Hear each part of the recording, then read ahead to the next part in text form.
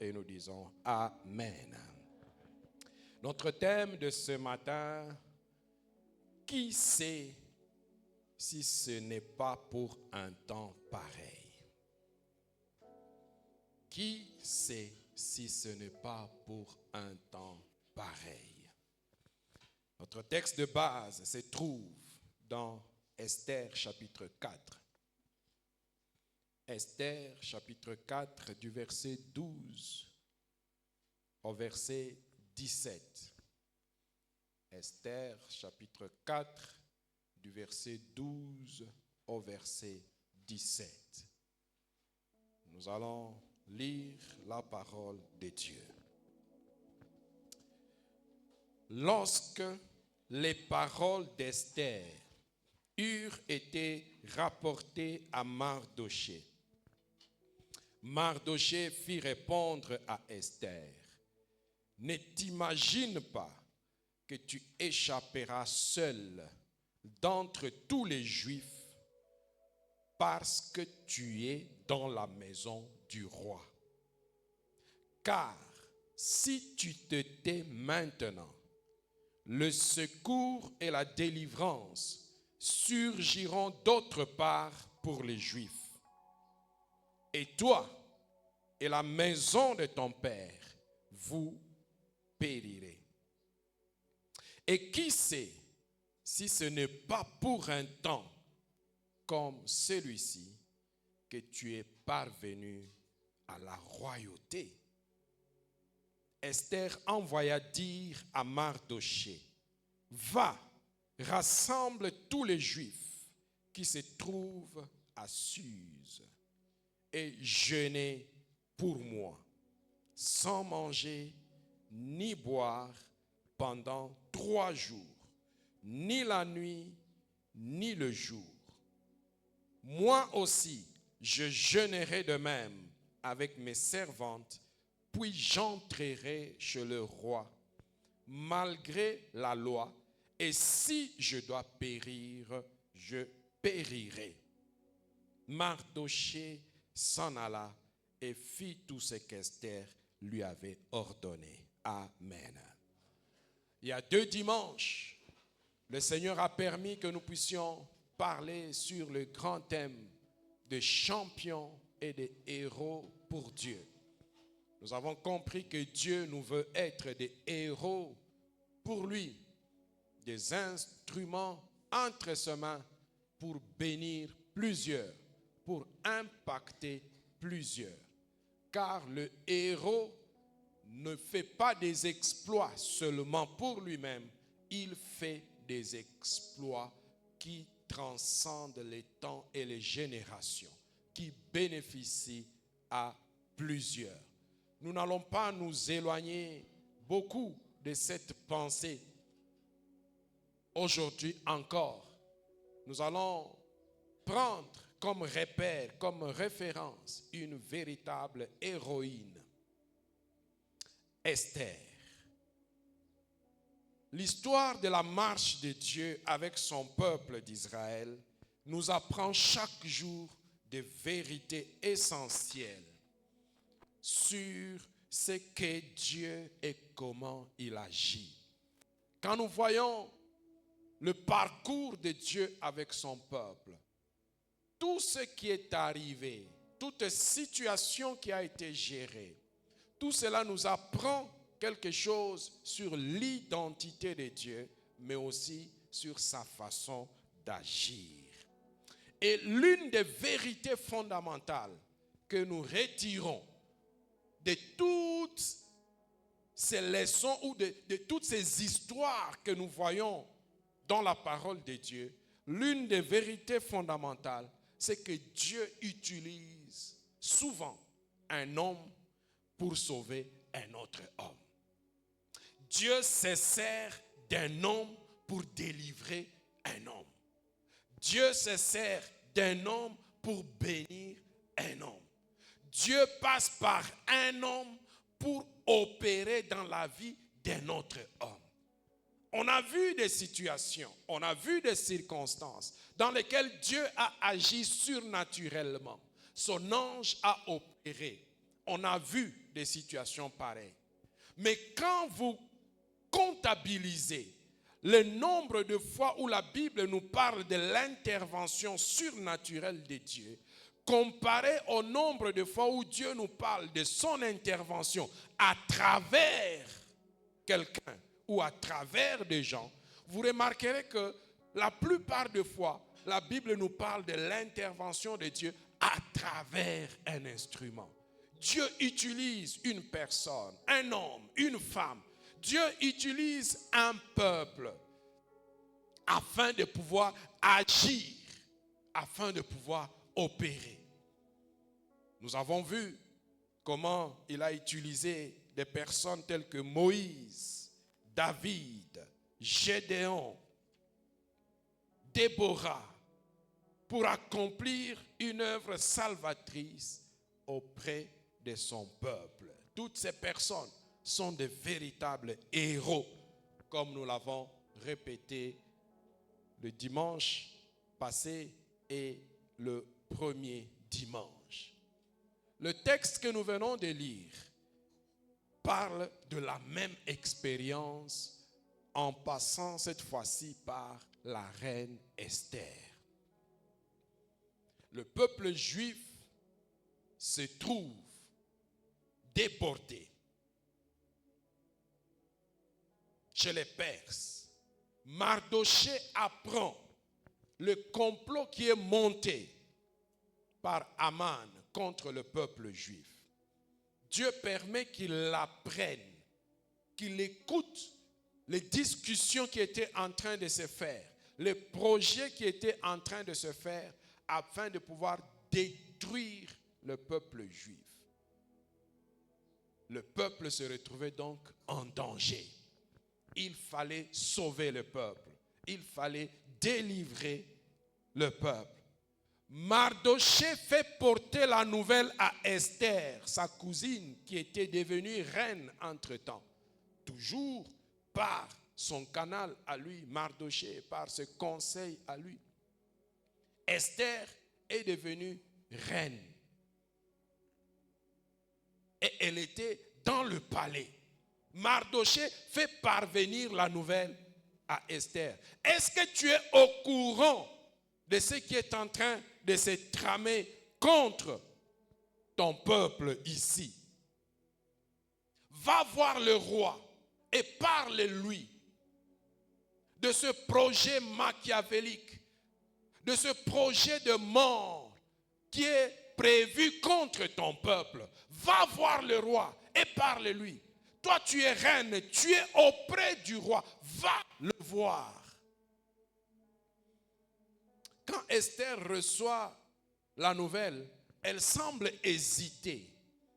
Elle semble hésiter. Elle renvoie un message auprès de Mardoché. Elle dit, non, ce n'est pas possible d'entrer chez le roi si il ne t'a pas invité.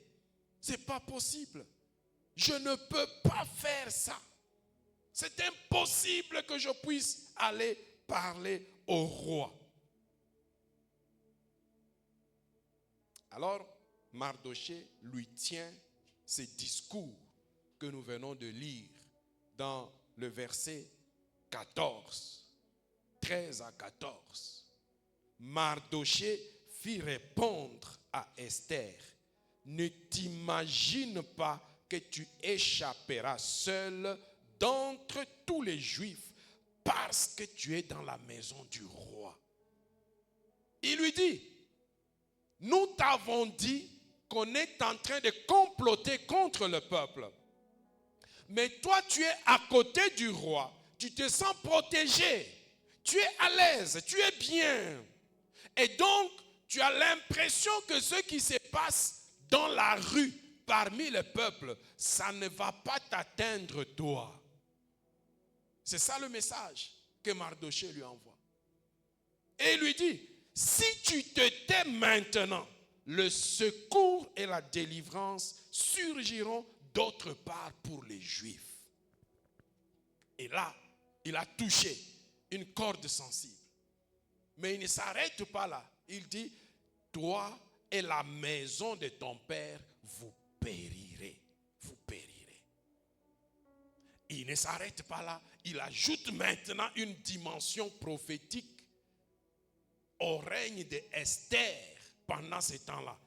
Et qui sait si ce n'est pas pour un temps comme celui-ci que tu es parvenu à la royauté. Ah, là maintenant ça a eu comme un déclic dans le cœur d'Esther. Ça a ouvert un peu ses yeux. Qui sait si ce n'est pas pour un temps comme celui-ci que tu es parvenu à la royauté. J'ose croire qu'Esther est revenue sur le processus qui l'a amené jusque dans le palais royal. Parce qu'elle était une étrangère. Elle était juive. Logiquement, elle ne devait pas se retrouver là-bas. Logiquement.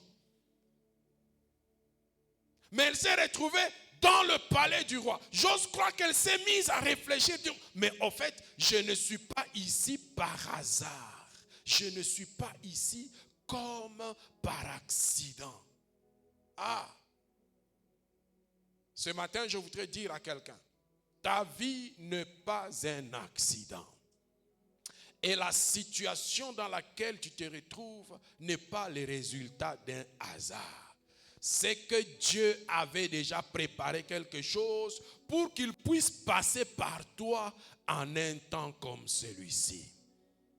Qui sait si c'est pour un temps comme celui-ci que tu es parvenu à la royauté. Nous sommes ce que nous sommes et nous avons ce que nous avons pour servir de canal de bénédiction pour les autres. Ce matin, je veux interpeller quelqu'un. Tu occupes un poste de responsabilité quelque part dans une entreprise. Sache que c'est pour que quelqu'un soit béni par toi. Ce n'est pas que pour toi seul. Tu as certaines ressources que Dieu a mises à ta disposition. Sache que c'est pour que cela serve à la bénédiction de quelqu'un, en plus de toi-même. Dieu ne gaspille jamais ses bénédictions. Dieu ne gaspille jamais des opportunités. Ce n'est pas juste pour ton plaisir qu'il t'a donné ces ressources. Non. Esther, sache que c'est peut-être pour un temps pareil que tu t'es retrouvé là-bas. Sache que c'est peut-être rien que pour cette mission que Dieu a ouvert la porte du palais royal. Je voudrais que quelqu'un ce matin puisse garder à son cœur que tous les privilèges que Dieu lui a accordés, c'était peut-être pour que quelqu'un d'autre puisse bénéficier, puisse t'utiliser toi comme un tremplin afin de pouvoir accomplir sa destinée. C'est une opportunité pour moi donc d'interpeller tous ceux qui ont le pouvoir de décider quelque part, tous ceux qui ont le pouvoir d'engager quelque part. Souvenez-vous de ce que Dieu a préparé pour que toi tu sois une bénédiction pour eux. L'apôtre Paul pouvait dire dans Galates chapitre 6, verset 10, « Ainsi donc, pendant que nous en avons l'occasion, pratiquons le bien envers tous et surtout envers les frères en la foi. » L'Église dit Amen. Surtout envers les frères en la foi. Oui, oui. Quand Dieu t'établit en dignité, quand Dieu te confère certains pouvoirs, pense aux frères dans la foi. Pense à eux. Surtout à eux. Tu peux penser aux gens de ta famille biologique, c'est bien. Mais la Bible dit surtout aux frères dans la foi. Quand tu as la possibilité d'engager, tu penses à qui d'abord? Tu penses à quelqu'un de ta tribu? Ou bien tu penses à quelqu'un dans la foi? Il faut que nous puissions renverser nos priorités et nos méthodologies d'approche de certaines situations. Quand Dieu nous établit, quand Dieu nous confère le pouvoir, quand Dieu nous donne des ressources, pensons à nos frères dans la foi. Qui sait si ce n'est pas pour un temps pareil? Qui sait si ce n'est pas pour lui que Dieu t'a établi, que Dieu t'a donné ce poste, ces moyens, cette autorité, cette possibilité Qui sait si ce n'est pas pour cela? Pense aux frères dans la foi. Pense aux frères dans la foi. Bénis quelqu'un à travers ce que Dieu t'a accordé. Bénis quelqu'un. La vie des rachetés n'est pas une vie faite de hasard. Non, ce n'est pas fait de hasard. Je parle ici à tous ceux qui sont professeurs d'université. Qui sait si Dieu t'a mis là afin que tu sois le défenseur de ces frères et de ces sœurs qui sont victimes de harcèlement de la part de ces professeurs véreux, de ces assistants véreux. Toi, tu croyais que c'était juste pour ta carrière académique, mais Dieu t'a envoyé là-bas pour que tu sois le bouclier de tes frères. Quand un assistant véreux s'élèvera, tu t'approcheras pour dire. Quand tu seras dans le jury, pendant que le jury est en train de délibérer, tu t'approcheras pour parler. Frère, utilisons l'autorité que Dieu nous a donnée afin d'être une bénédiction pour ceux que Dieu a placés à côté de nous dans la foi. Utilisons-le. Ce n'est pas de l'injustice. L'apôtre Paul l'a dit clairement. Pendant que nous en avons l'occasion, si tu as l'occasion d'interférer dans quelque chose, si tu as l'occasion de prendre une décision, tu as l'occasion d'orienter quelque chose, fais-le d'abord pour les frères en la foi. Pas pour celui qui parle ta langue maternelle. Non. Tu peux le faire pour lui, c'est bien. C'est aussi une personne créée à l'image de Dieu. On ne refuse pas. Mais en termes d'échelle de priorité, on dit d'abord les frères dans la foi. Dans la foi. Dans la foi. Alléluia. Tu as un marché, mais donne le marché d'abord à un frère dans la foi.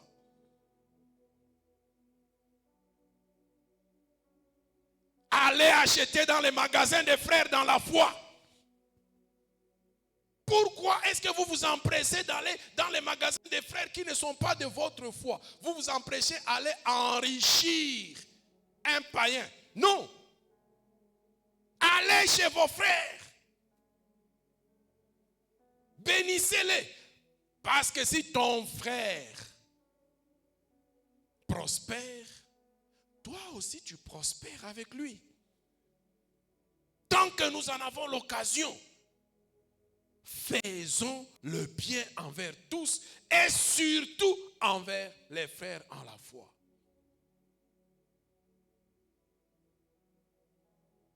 C'est vrai, vous aussi frères dans la foi, soyez dignes de la recommandation qu'on va faire de vous. Parce qu'il y a des gens, tu es établi en dignité, tu as la capacité d'engager, tu les mets quelque part pour qu'ils travaillent. Il ne sait même pas écrire son nom. Bon, je ne sais pas si au bureau vous allez parler seulement en langue ou bien vous allez faire comment. Non. Donc quand on te recommande quelque part, il faut que tu sois capable aussi de travailler. L'excellence que nous prenons, l'excellence que nous enseignons, c'est aussi la capacité de produire un résultat adéquat. Voilà pourquoi tu dois te forcer à t'améliorer chaque jour. Sois la meilleure version, sois la personne qu'il faut pour cette place. Parce qu'on ne va pas aussi faire juste du favoritisme comme ça. Non, non. Nous refusons le favoritisme. Donne à quelqu'un qui le mérite. Même toi qui as un magasin, si tu vends des produits de mauvaise qualité, cheap, n'allez pas acheter là-bas. Même si c'est ton frère dans la foi. On va entrer dans l'autre magasin, on passe à côté de ton magasin parce que toi tu ne nous vends que des choses qui font 2 heures.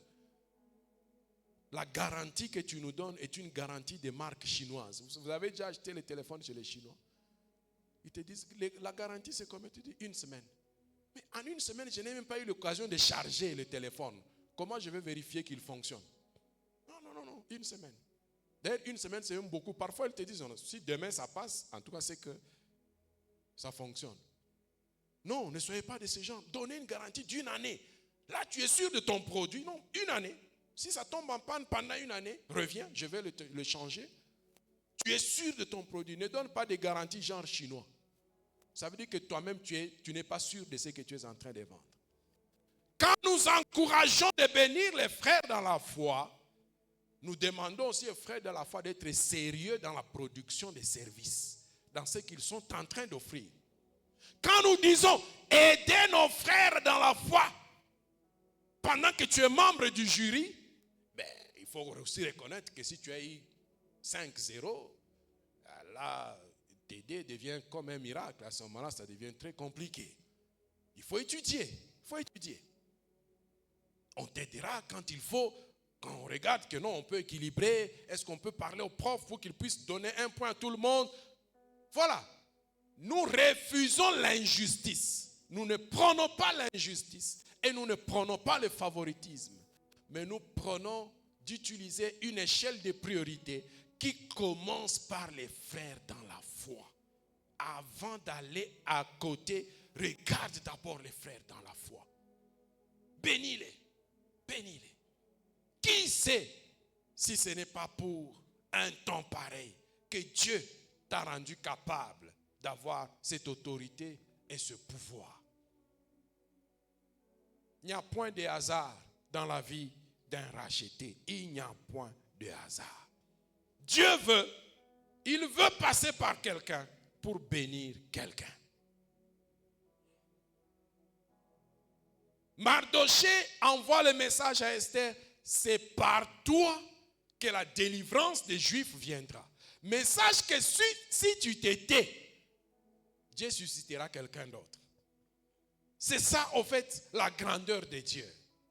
Si toi, tu démissionnes de ce que Dieu a prévu sur ton parcours, Dieu te mettra de côté, mais il utilisera quelqu'un d'autre. Et pourtant, là, à la cour du roi, il n'y avait que Esther seule comme juive. Je me demande à qui d'autre Mardoché pensait quand il était en train de dire cela. Il n'y avait pas un autre juif à côté du roi. Il n'y avait que Esther. Mais il ose lui dire, si toi tu refuses de faire, sache que Dieu se débrouillera pour passer par une autre personne afin de pouvoir délivrer le peuple. Mais toi et la maison de ton père, tu périras. Vous périrez.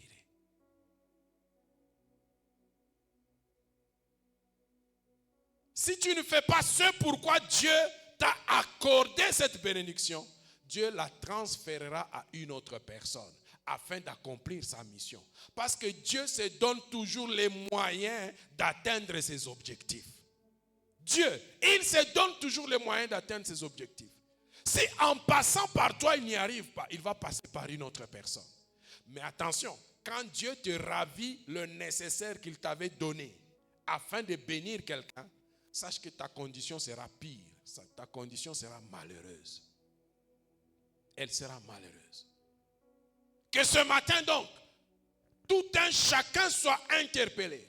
Que je ne vis pas que pour moi-même. Je ne vis pas que pour ma maison. Je ne vis pas que pour ma propre personne. Je vis pour être une bénédiction, une voie par laquelle Dieu passe afin de délivrer quelqu'un, afin de consoler quelqu'un, afin de pouvoir bénir quelqu'un. Bénir quelqu'un. Ne sois pas égoïste à outrance. Ne sois pas cupide à outrance. La personne vers qui Dieu t'enverra, c'est une personne qui sera en danger comme les Juifs étaient en danger. Dieu a suscité Esther. Heureusement que Esther s'est réveillée. Elle a dit, très bien, j'ai compris le message, cher cousin. Alors, priez pour moi pendant 3 jours. Moi aussi, je prierai avec mes servantes. Et après cela, j'entrerai chez le roi. Où est passé le règlement? Il est toujours là. Le règlement qui voulait que tu ne peux pas entrer chez le roi sans qu'il t'ait tendu son sceptre, sans qu'il t'ait fait appeler. Tu ne peux pas entrer chez le roi. C'est avec ça que Esther avait commencé. les excuses. Elle avait commencé par les excuses. Elle avait commencé par le règlement qui existe. On présente toujours des excuses pour ne pas faire un peu plus. On présente toujours des excuses. Heureusement qu'elle s'est vite ravisée. Et elle a dit, j'entrerai chez le roi malgré la loi. Et s'il faut périr, alors je vais périr. Voilà. Et quand elle entrait chez le roi, là, quand elle prenait ce risque, ce n'était pas pour la personne, la petite personne de Esther, Hadassah. Non, ce n'était pas pour sa petite personne. C'était pour le peuple juif. Il y avait la vie du peuple qui était en danger. Tous les juifs étaient en danger. Évidemment, elle comprise parce que Mardochée lui a dit, ne pense pas que si on nous tue, toi tu vas rester vivante. Toi aussi, tu es juif. On va aussi te tuer. Ta place auprès du roi ne va pas t'exempter. Parce que la loi qui a été édictée parlait de tous les juifs. Donc tu es aussi en danger. Autant que nous qui sommes à l'extérieur, nous sommes en danger. Lève-toi et va voir le roi. C'est pour un temps pareil que Dieu t'a placé là-bas. Frère, il faut que tu discernes le temps pour lequel, ou la raison pour laquelle Dieu t'a accordé ce que tu as aujourd'hui entre tes mains. Dieu t'a accordé une voiture. Dieu t'a accordé une maison. Dieu t'a accordé un travail. Dieu t'a accordé l'intelligence. Dieu t'a accordé une position d'autorité. Dieu t'a donné toutes choses afin que tu serves de bénédiction pour quelqu'un. Il faut juste que tu discernes pourquoi Dieu t'a placé là. Pourquoi? Et quand tu le feras, sache que ces personnes te seront reconnaissantes. Ça te fera du bien et ces personnes te seront reconnaissantes. Qui sait si ce n'est pas pour un temps pareil que Dieu a permis que tu sois là où tu es, afin que tu viennes en secours à celui qui est en danger. Mais il existe un cas particulier des personnes qui sont en danger. Un cas particulier des personnes qui sont en danger, ce sont les incroyants, les païens. Ils sont en danger de mort éternelle. En danger de mort éternelle. Là encore, Dieu veut que nous soyons des instruments afin de pouvoir sauver ceux qui sont en danger de mort éternelle. En nous sauvant de notre vaine manière de vivre, Dieu veut que nous soyons des canaux pour montrer à ces personnes la voie du salut.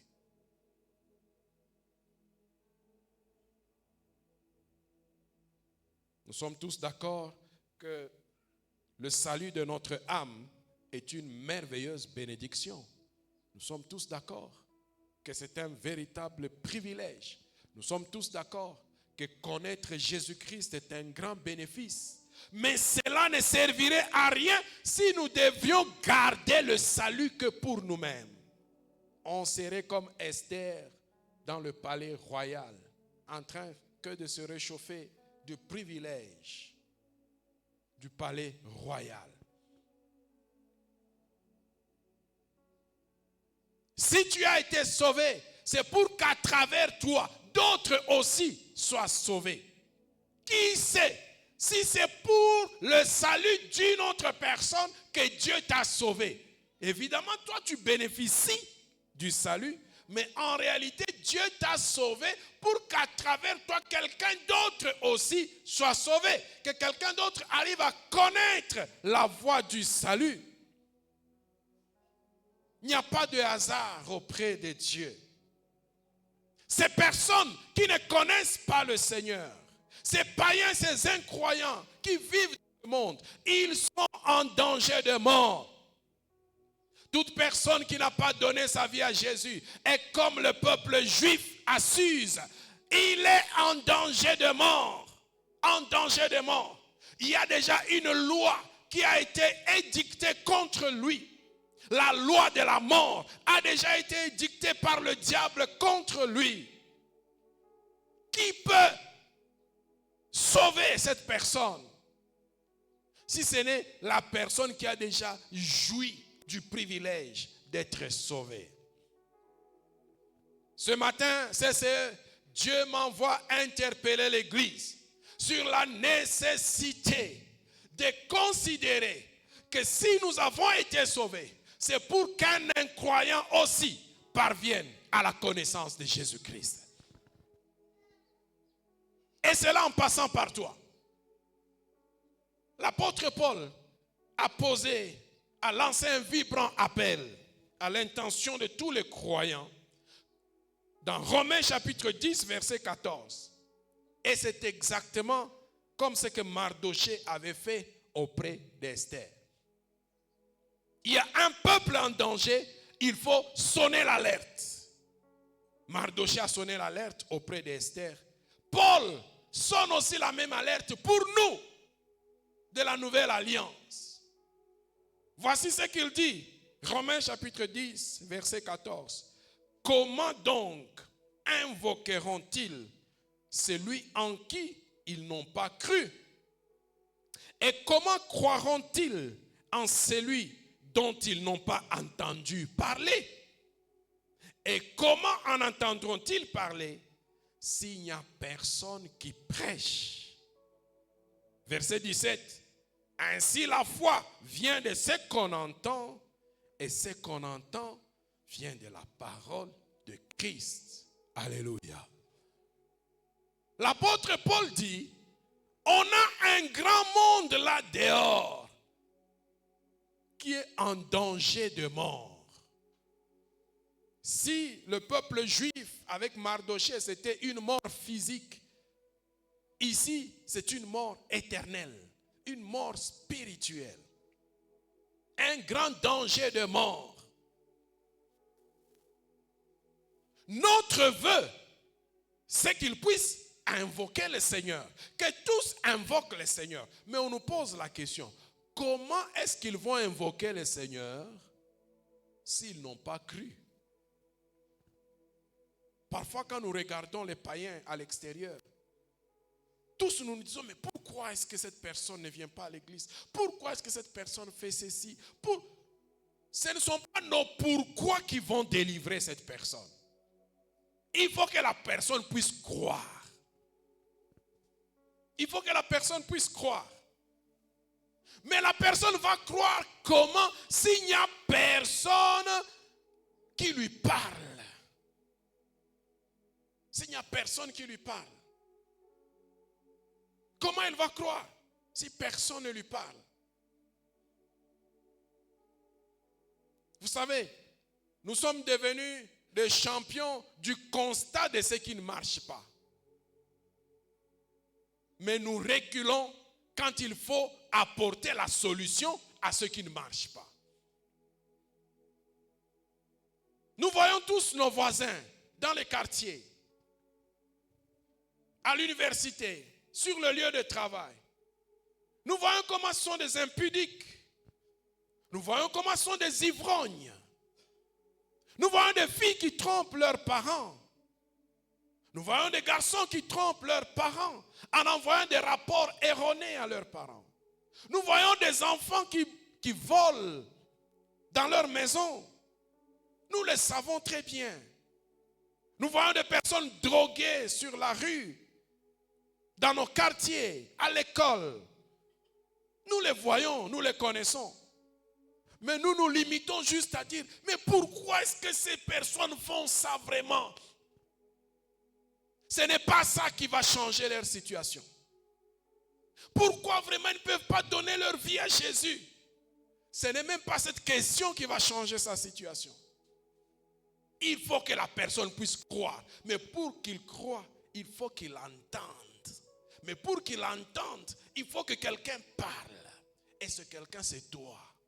Ce quelqu'un, c'est moi.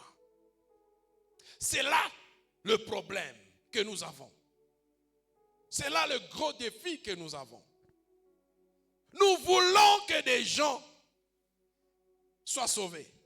Mais nous ne voulons pas être utilisés pour que les gens soient sauvés. Et Paul interpelle les Romains ici.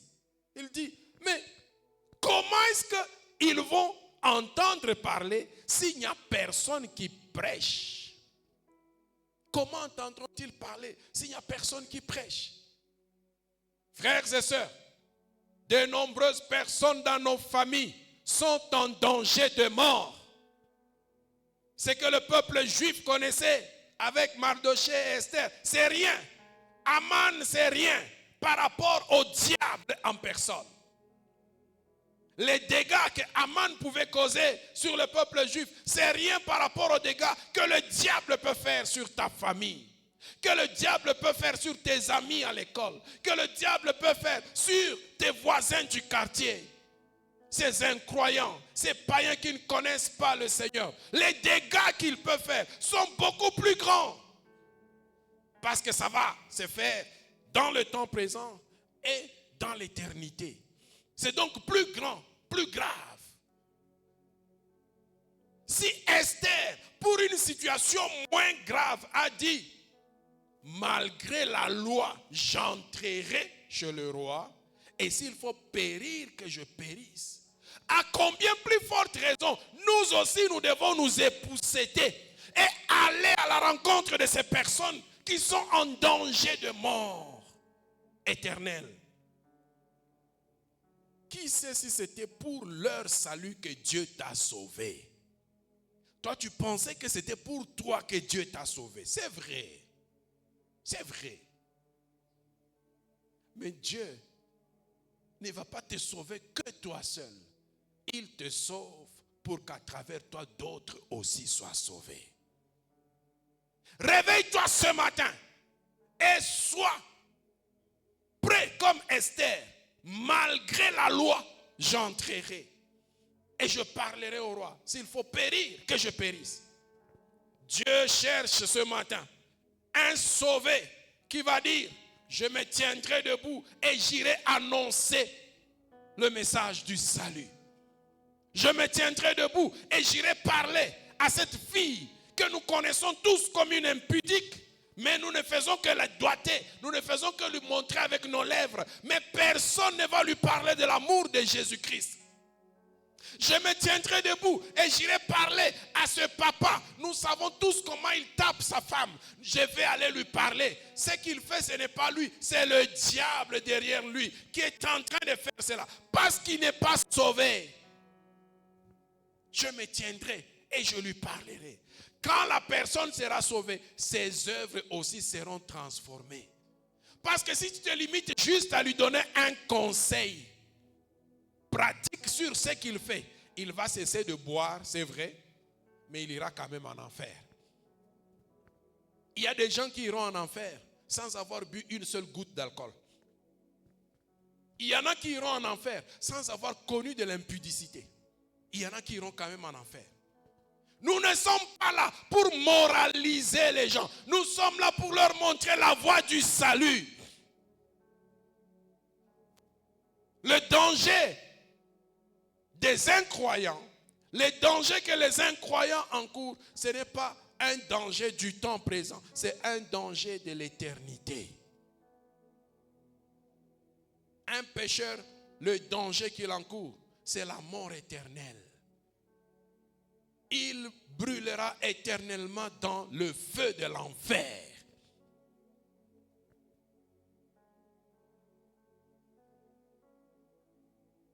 Et ça doit nous interpeller.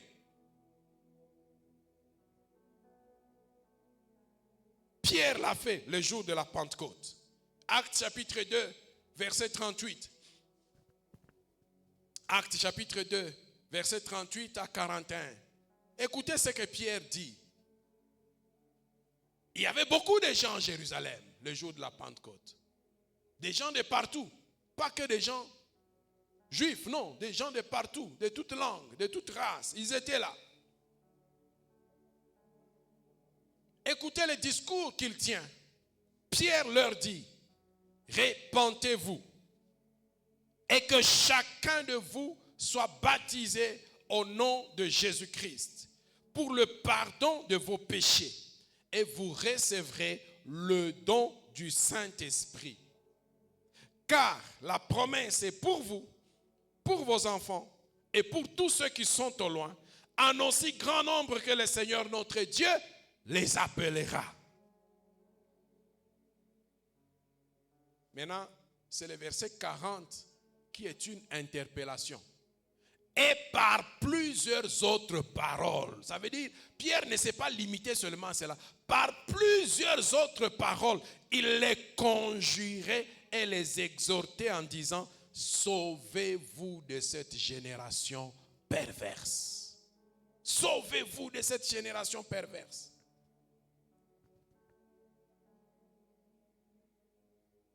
C'était un sauvé qui parlait pour que d'autres soient sauvés. Frères et sœurs, quelle est la dernière fois où toi tu as parlé à quelqu'un pour qu'il soit sauvé? Ma sœur, quelle est la dernière fois que tu as parlé à quelqu'un pour qu'il soit sauvé? Sauvez-vous de cette génération perverse. Sauvez-vous de cette génération perverse.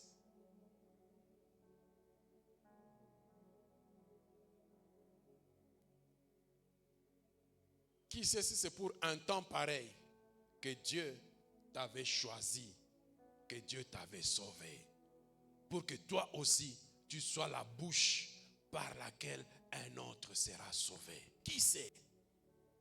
Sauvez-vous de cette génération perverse.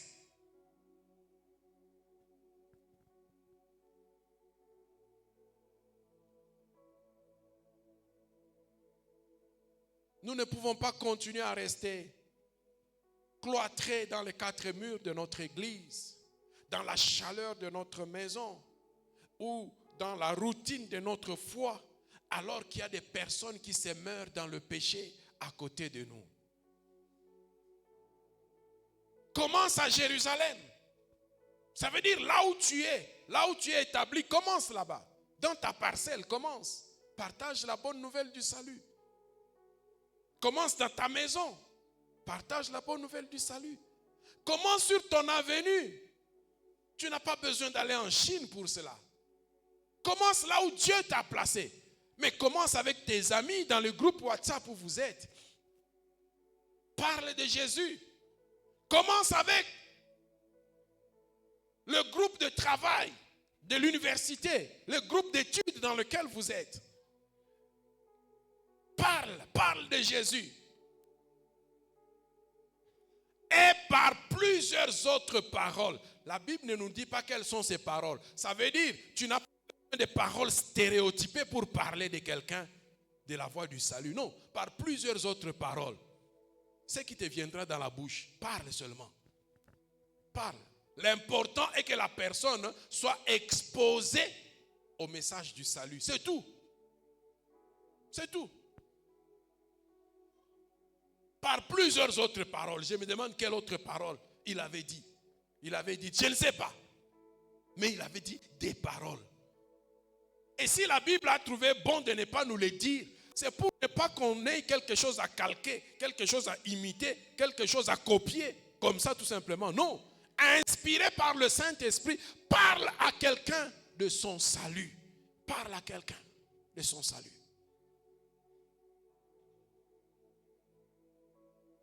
C'est un appel à l'évangélisation. C'est un appel à faire des disciples. Un appel à faire des disciples.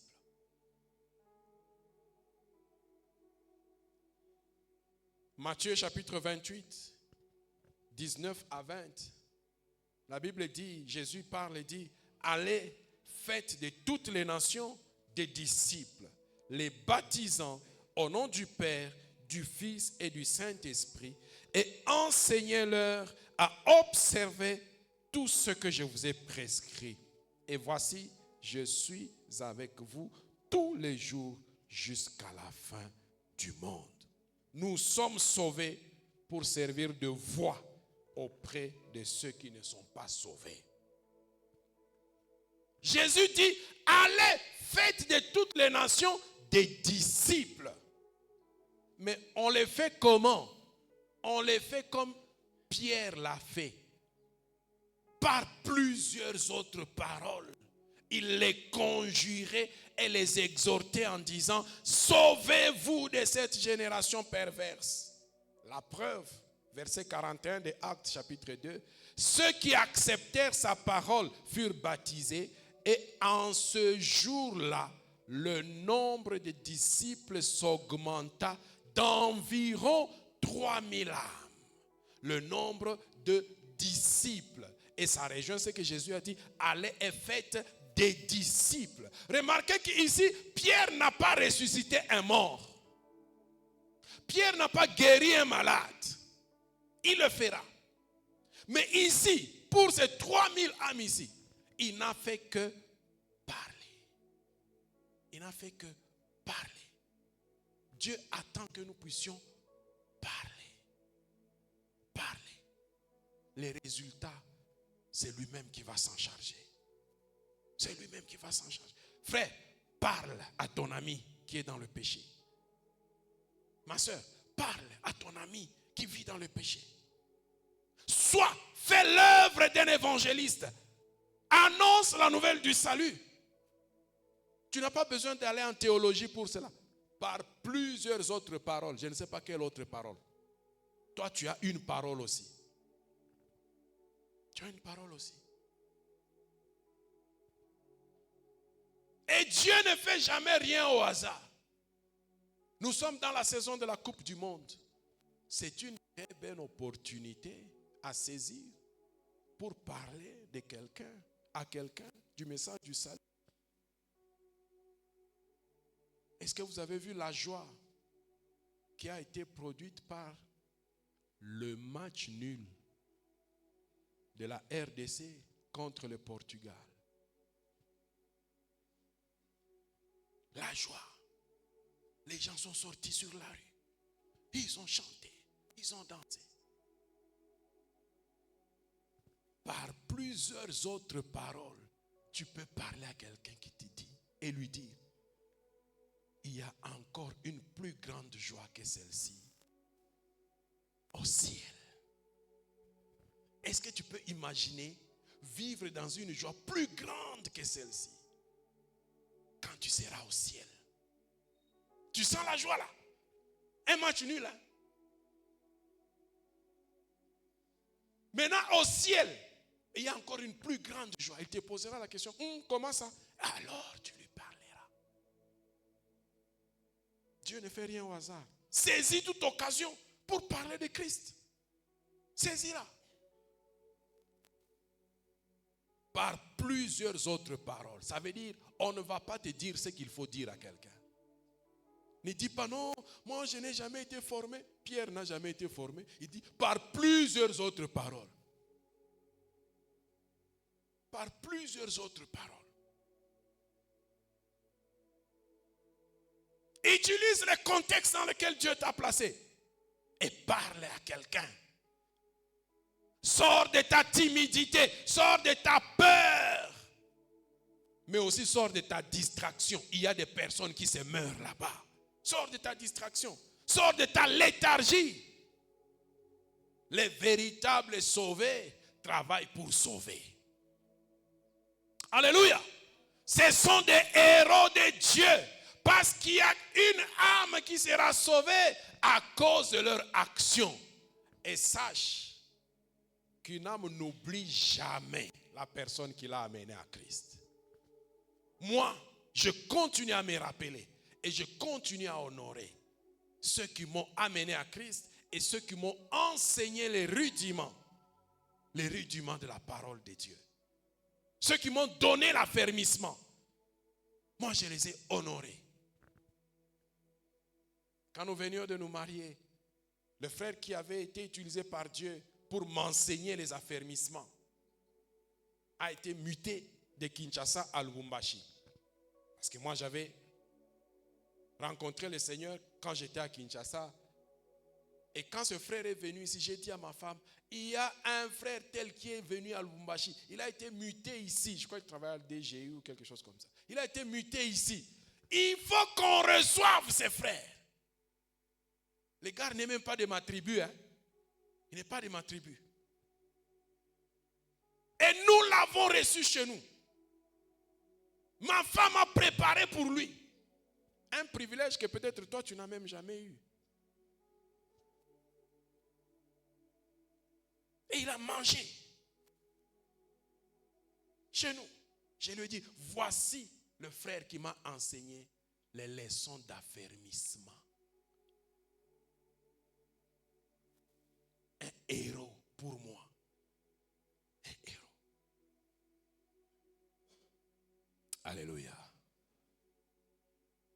Qui sait si c'est pour un temps pareil que tu es sauvé? Afin que quelqu'un d'autre aussi soit sauvé. Qui sait?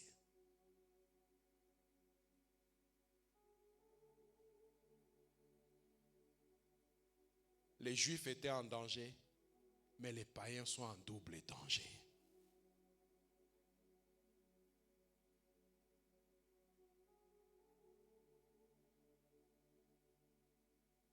Paul parle à Timothée dans 2 Timothée chapitre 4,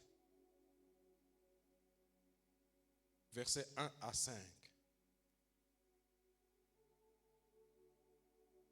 Je t'en conjure devant Dieu et devant Jésus-Christ, qui doit juger les vivants et les morts, et au nom de son apparition et de son royaume.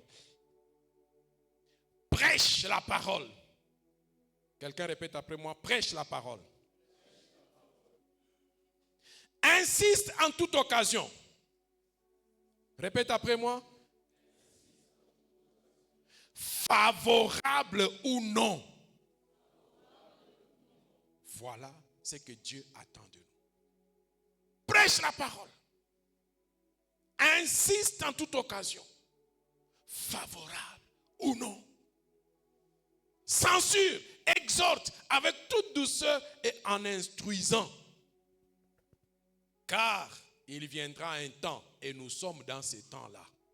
Il viendra un temps où les hommes ne supporteront pas la saine doctrine, mais ayant la démangeaison d'entendre des choses agréables, ils se donneront une foule de docteurs selon leurs propres désirs, détourneront l'oreille de la vérité et se tourneront vers les fables.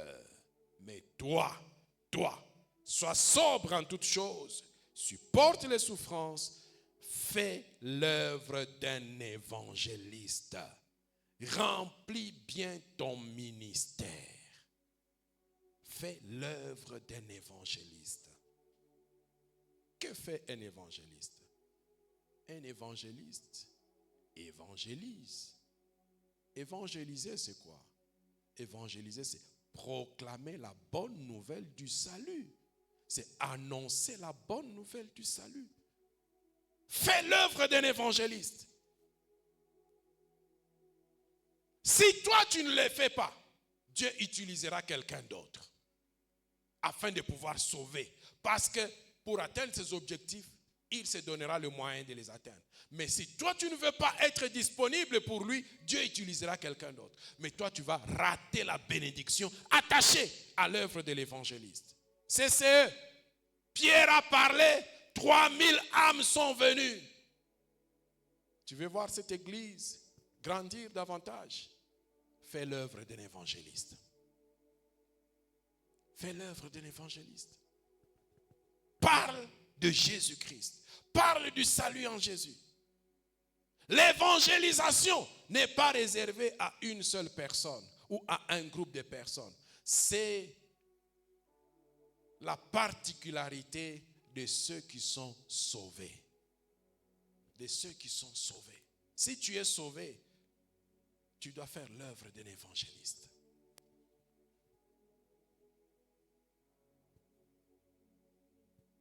Maintenant, je vais poser une question.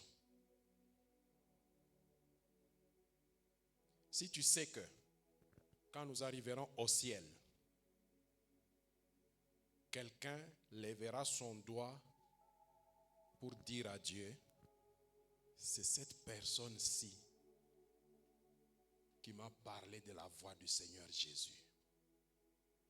Et quand il pointe le doigt là, c'est vers toi qu'il est en train de pointer le doigt. Si tu sais que tu es là ce matin en ces lieux, lève ta main.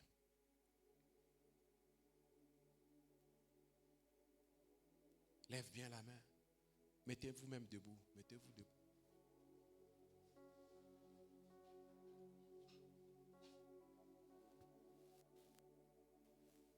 Voici les héros du Seigneur. Est-ce qu'on peut acclamer le Seigneur très fort?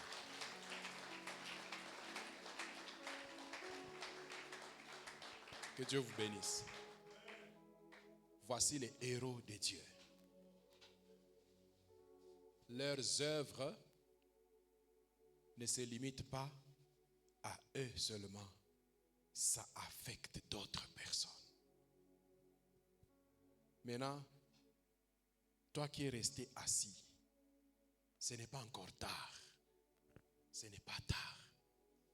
Qui sait si c'est pour un temps comme celui-ci que Dieu avait voulu que tu entendes ce message? Qui sait? Afin que tu sortes un peu de ton sommeil. Les véritables sauvés travaillent à sauver.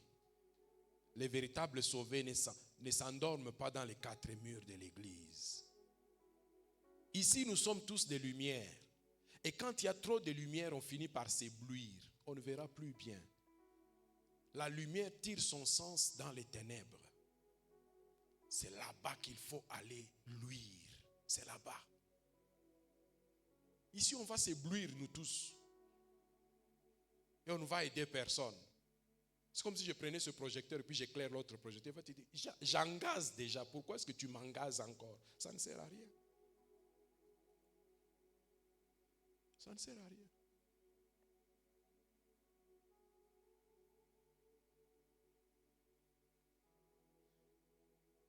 Mais si je le tourne vers une zone sombre, cette zone-là devient éclairée. C'est pour un temps pareil que tu étais prévu d'être un projecteur. Pour que ces ténèbres puissent s'enfuir. Bien-aimés dans le Seigneur, il est temps que nous puissions prendre l'évangélisation comme étant un engagement personnel, une décision personnelle, afin de pouvoir parler du salut en Jésus-Christ à d'autres qui se perdent dans le monde. Maintenant, vous tous qui étiez debout, vous avez parlé à une personne, mais Dieu veut que vous parliez à des peuples. Que des peuples se tiennent debout et reconnaissent que par vous, la voie du salut leur a été montrée. Une personne, c'est bien. Gloire à Dieu. Parce qu'il y aura au moins un témoin qui dira, c'est par lui que j'ai connu Jésus-Christ. Il m'a parlé de Jésus. Et aujourd'hui, même si je suis pasteur, c'était lui qui m'a parlé de Jésus. Mais je vais t'encourager à ne pas te limiter à une personne. Je vais t'encourager à ne pas te limiter à deux personnes. Je vais t'encourager à aller vers des peuples. Des peuples. 3000 âmes sont venues. Je pense au ciel. Et ça, ce n'était qu'un premier coup. Il y aura maintenant un deuxième discours. 5000 viendront. Et sans compter les anonymes. Les anonymes. Et les gens qui devront acclamer quand Pierre sera en train d'entrer, on dit, Pierre s'efface. Et il entre. Quand Pierre entre comme ça, le nombre de gens qui seront en train d'acclamer, je crois qu'à un moment, je me demande si Pierre lui-même ne sera pas étonné. Et toi, quand tu vas entrer, il n'y a qu'une seule personne qui acclame. Les acclamations d'une personne, on ne les entend pas à distance. Hein? Quand ça fait 2 personnes, ça commence à arriver à 2 mètres. 3 personnes, 4 mètres, on entend. Quand toute la salle ici acclame, on entend un peu plus loin. Mais quand tous les quartiers ici acclament, même le gouverneur là où il se trouve, il va entendre.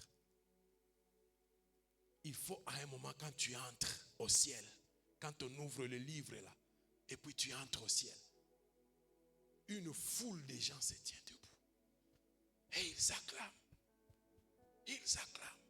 C'est lui qui nous a montré la voie du salut en Jésus. Et tu as une couronne qui t'est réservée. Une couronne t'est réservée parce que tu as gagné une âme au Seigneur. Parce que tu as parlé de Jésus-Christ à quelqu'un.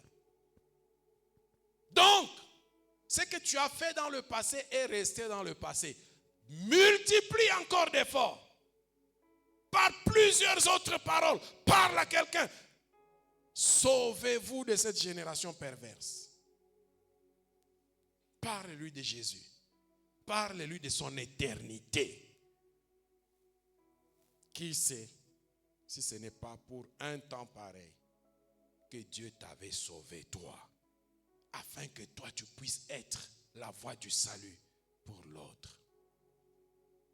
Que Dieu te donne la force, que Dieu te donne le courage, comme Esther, la détermination d'entrer, d'aller, de bannir la peur, la timidité. Et cette force, c'est le Saint-Esprit en nous. Nous sommes remplis de l'Esprit, nous parlons de Jésus. Tu veux me démontrer que tu es rempli de l'Esprit? Montre-moi si tu parles de Jésus. Parce que c'est pour cela. C'est ça la raison première que Jésus leur avait dit. Attendez, vous recevrez une puissance et le Saint-Esprit survenant pour vous et vous serez mes témoins. C'était ça. Il n'a pas dit vous guérirez les malades et vous ressusciterez. Ça viendra comme conséquence. Il a dit et vous serez mes témoins. Le Saint-Esprit survenant sur vous, la puissance que vous recevrez, c'était d'abord pour que vous soyez mes témoins. Es-tu rempli de l'Esprit? Je le saurai quand tu témoignes de Jésus. Ce n'est pas quand tu ressuscites les morts, nécessairement.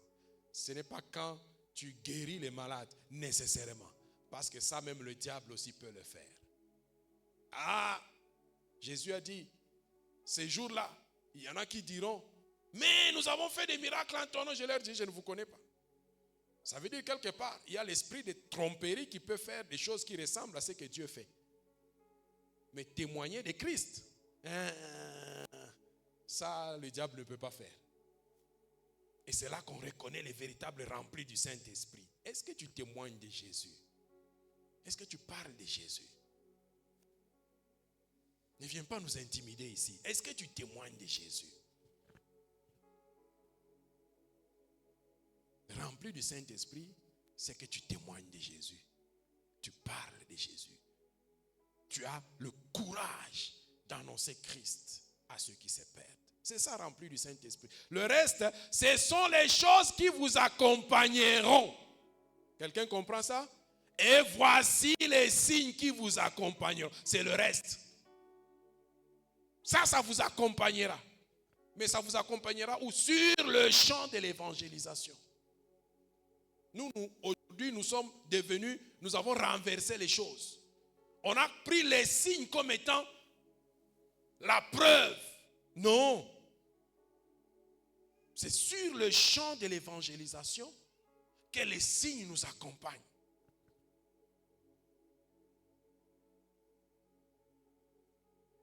Et moi, je t'encourage, quand tu es sur le champ de l'évangélisation, prie pour un malade. C'est un champ propice pour que les miracles se passent. Ici, à l'église, là, tu peux prier, il n'y aura pas de guérison. Mais tu es dans les champs, là, dans les quartiers où tu entres dans une parcelle, est-ce que je peux prier pour lui? Ne fais même pas une longue prière. Viens seulement, Seigneur, guéris le papa ici. Tu m'as fait entrer ici, je ne sais pas pourquoi, mais c'était pour sa guérison. Guéris-le au nom de Jésus-Christ. C'est tout. Fais 2 secondes de prière. Il sera guéri. Quand on est sur le champ de l'évangélisation, le Seigneur lui-même est avec toi. C'est là que les signes se manifestent. C'est là. Ici, ça peut rater, mais là-bas, ça ne rate pas. Parce qu'il y a l'intérêt de Dieu qui est en jeu. Est-ce que tu comprends ça? L'intérêt de Dieu est en jeu là-bas. Parce que c'est comme Élie et les prêtres de Baal. L'intérêt de Dieu était en jeu. Eh bien, il fallait que le feu descende et consume même l'eau. Dieu ne le fera pas à cause de toi. Dieu le fera pour lui. Il le fera pour lui. Qui sait si ce n'est pas pour un temps pareil que Dieu t'avait sauvé. Que Dieu bénisse sa parole. Amen.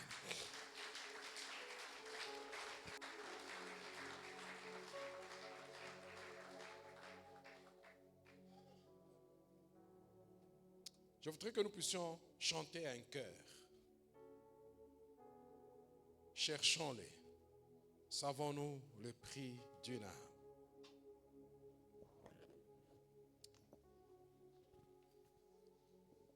Donnez-moi la note. Écoutez l'appel du berger. Est-ce que les paroles ont été apprêtées?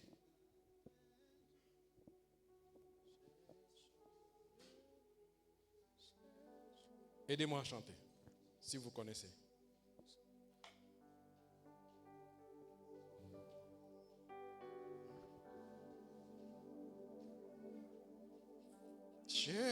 Cherchons-le, cherchons-le, savons-nous le prix d'une âme?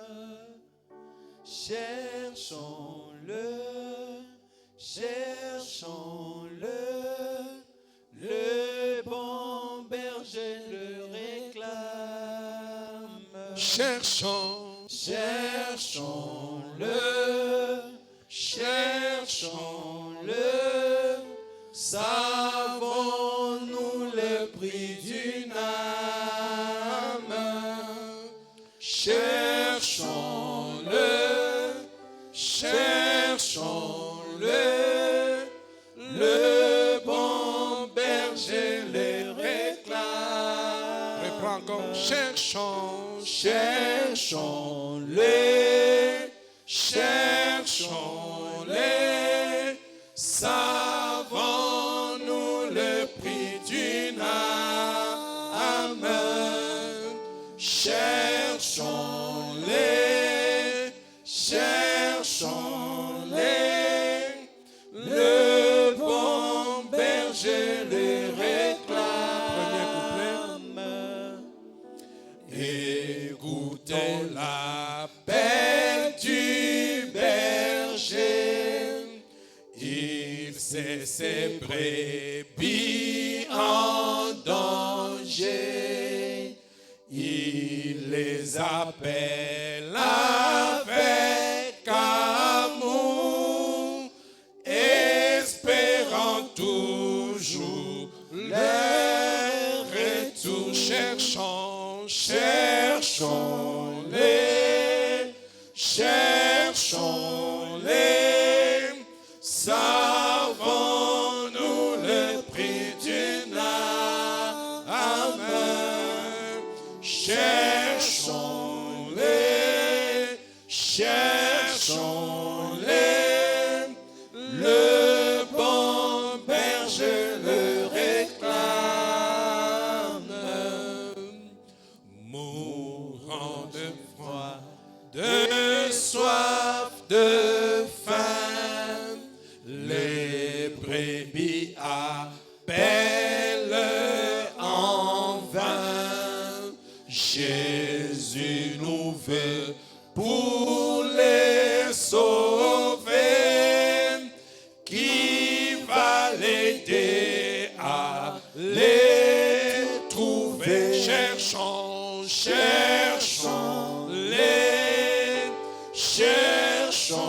cherchons-les, savons-nous le prix d'une âme? Cherchons-les, cherchons-les, le bon berger les réclame. troisième couplet. Ne peut-il pas compter sur nous?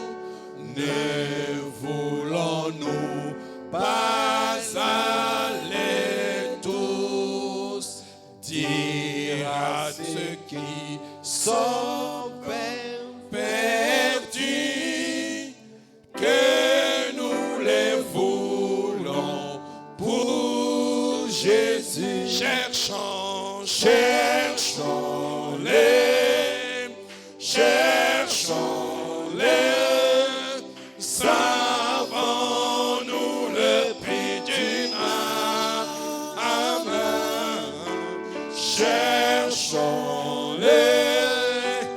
cherchons-les, le bon berger les réclame. On va se tenir debout et nous allons prier ensemble.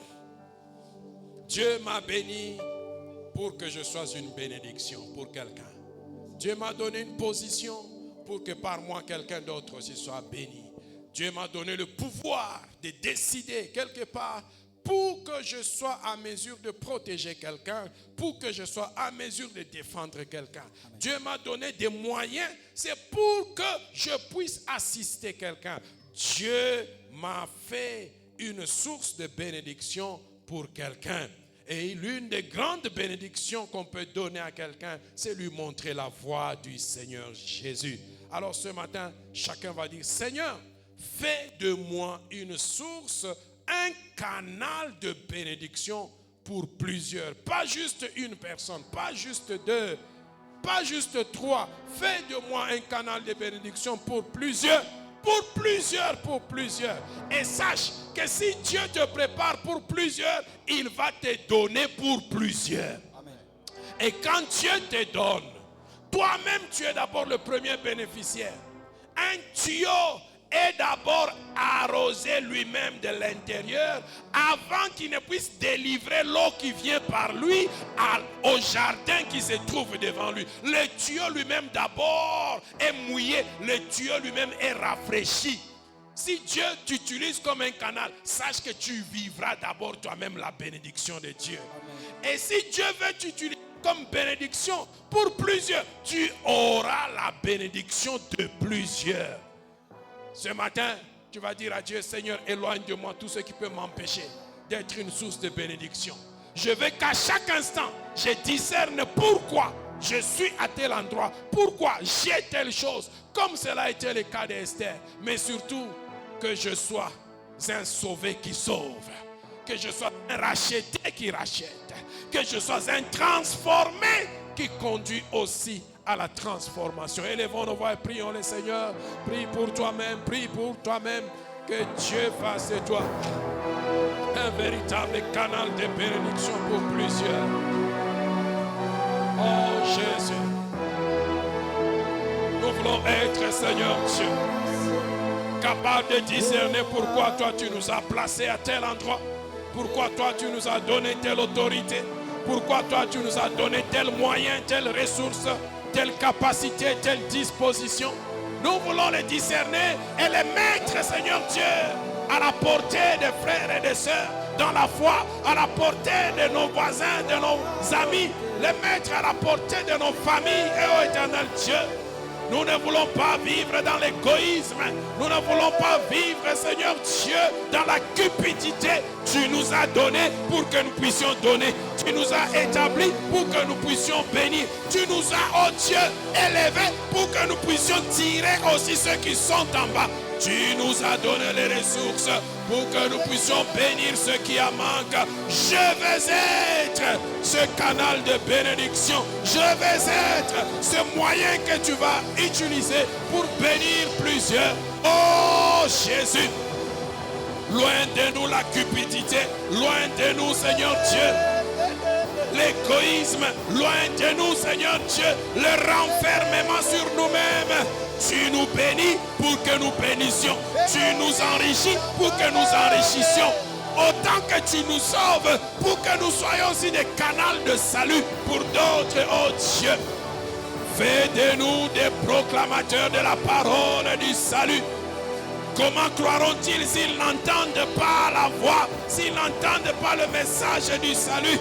Si personne ne prêche, je vais être cette personne qui prêche. Je vais être cette voix qui parle à un païen, qui parle à un endurci, qui parle à quelqu'un qui se perd dans le monde, à quelqu'un qui vit dans la prostitution, à quelqu'un qui vit dans l'ivrognerie. Je vais être cette voix pour mes collègues de service, pour mes amis à l'école, à l'université, pour mes voisins du quartier de la parcelle.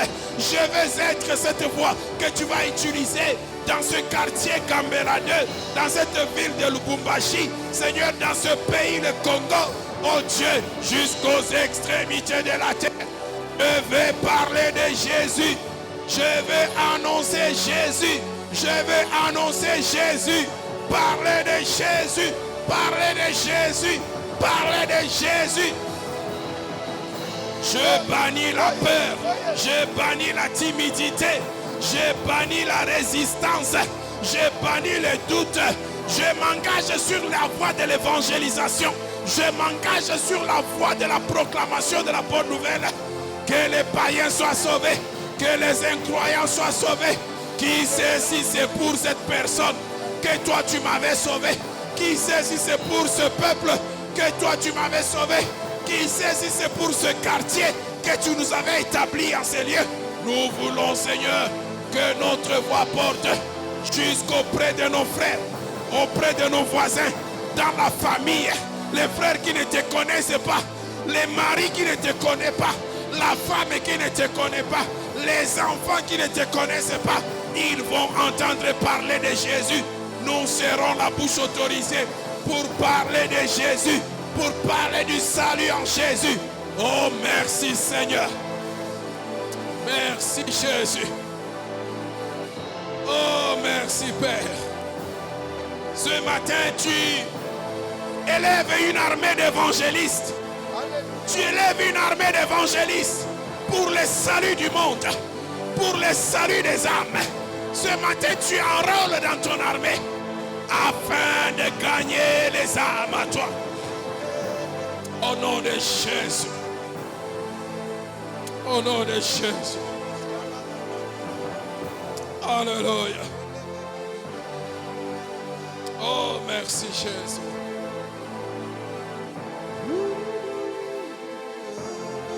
Oh, merci Jésus. Alléluia.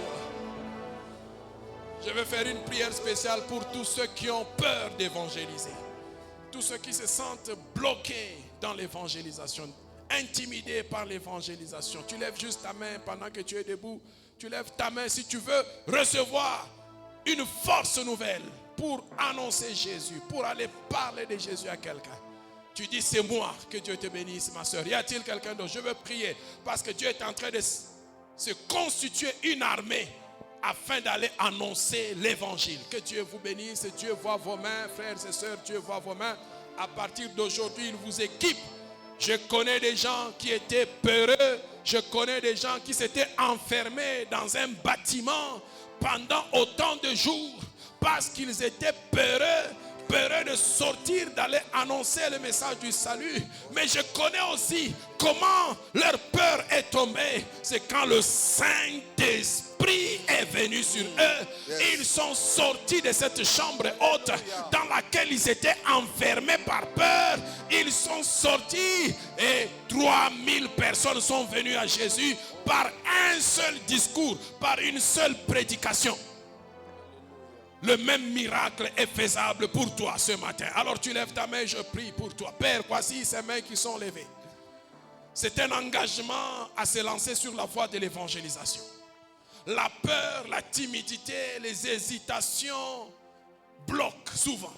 Mais le Saint-Esprit donnera la force. Le Saint-Esprit donnera la capacité d'aller et parler au nom de Jésus-Christ. Alors que tu enrôles ce nouveau combattant, ce nouveau commando dans ton armée d'évangélistes, Seigneur, équipe-les de ton esprit. Équipe-les de ta capacité à parler avec assurance. Ce n'est pas eux qui parleront parce que ta parole nous dit que c'est toi-même qui mets tes paroles dans la bouche. Ils ne vont pas s'inquiéter de ce qu'ils vont dire. Mais ce qu'ils diront sera accompagné par ta puissance. Aujourd'hui, nous chassons la peur. Nous chassons les hésitations. Toi, tu es avec quiconque se lance sur le champ de l'évangélisation. Tu es en train de l'accompagner des miracles. S'ils n'ont jamais prié pour un malade qui guérisse, je prie que tu leur donnes ce signe d'approbation. Qu'ils aillent sur le terrain et qu'ils parlent, qu'ils prient pour un malade. Il sera guéri au nom de Jésus-Christ.